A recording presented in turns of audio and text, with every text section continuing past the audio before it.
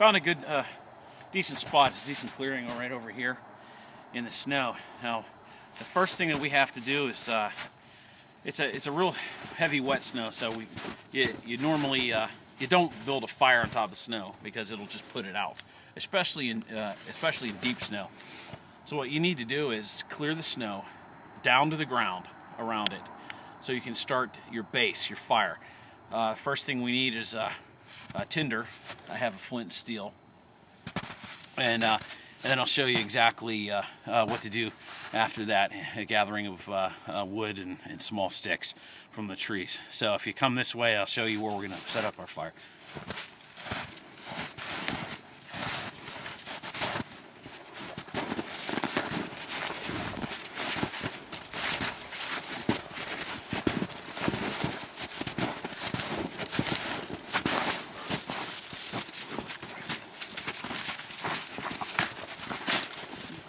We got a basic clearing here.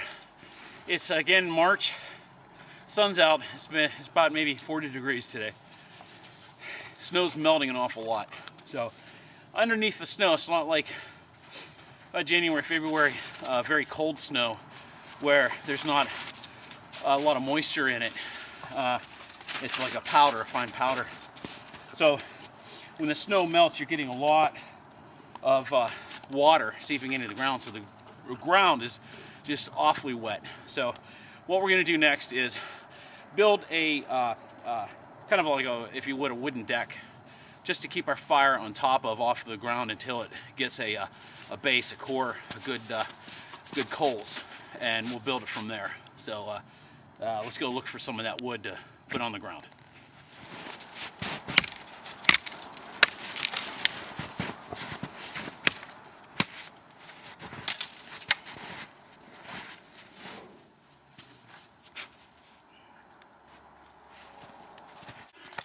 Now that we have that, we're going to go look for some dead wood.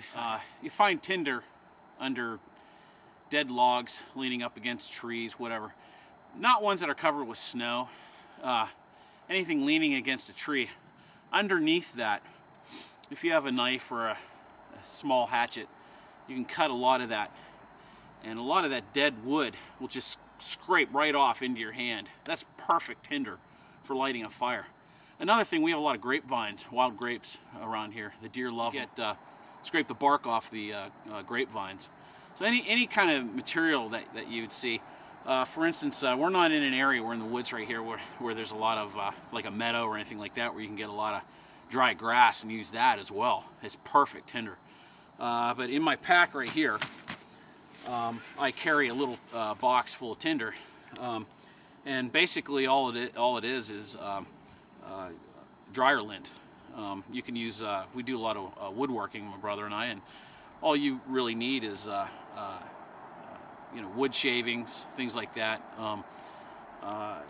Dryer lint is perfect tinder to start a fire. Is a really good tinder is cotton balls, and you can dip them into Vaseline and put them in a little sealed container or a Ziploc baggie, and that Vaseline acts as a fuel.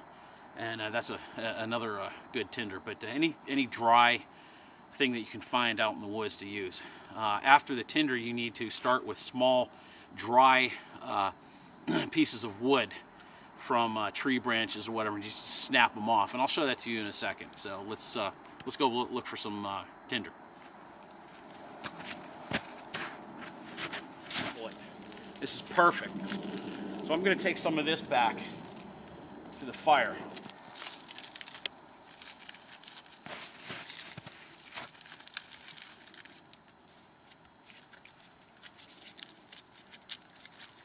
Another perfect example is of kindling. That's the next step after the tinder. You want to look for wood that just snaps right off when you pull it off of a dead tree. This is perfect kindling wood. So we're going to grab a bunch of these, and eventually we're going to go for longer pieces of wood and thicker pieces of wood to maintain our fire once we get it started. The most important thing to do is when you're building a fire is collect all the material that you need, so you don't have to keep going out back and forth. Once you get the fire going, you go back out, look for larger pieces of wood, replenish your kindling, and then go from there. That way you have everything. You have to you can maintain the fire and keep it going. Here we go. We got our base here. I threw some dry twigs on the top here. I'm gonna use. I have a can of. If you want to zoom in, I have a can of. I was talking about before. Just dryer lint. Just collect it from your dryer. Just get a bunch of it and shove it in there. This is perfect stuff. And the main thing is to get your fire started and build it from there. It's great to have when you're out in the woods and exploring. So we'll just keep this in here. Again, I bought this as a flint and steel fire starter. You can get this in any sporting goods shop. About $8-9 maybe for one. But basically what you want to do is get your flint and steel and start from here. And once you get this going, as you can see, is to start putting your kindling that you collected over top of it. You want to feed the fire. This is going pretty good right now.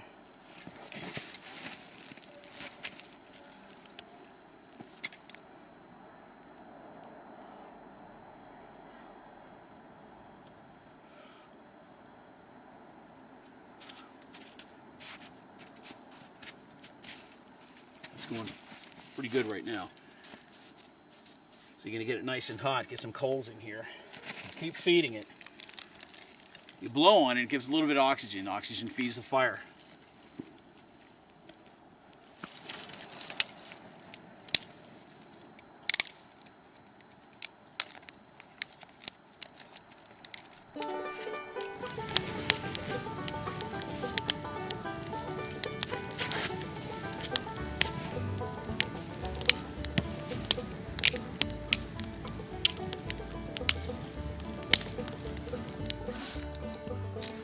For now, we're going to have hot chocolate and enjoy this sunny March day. And we hope to see you next time.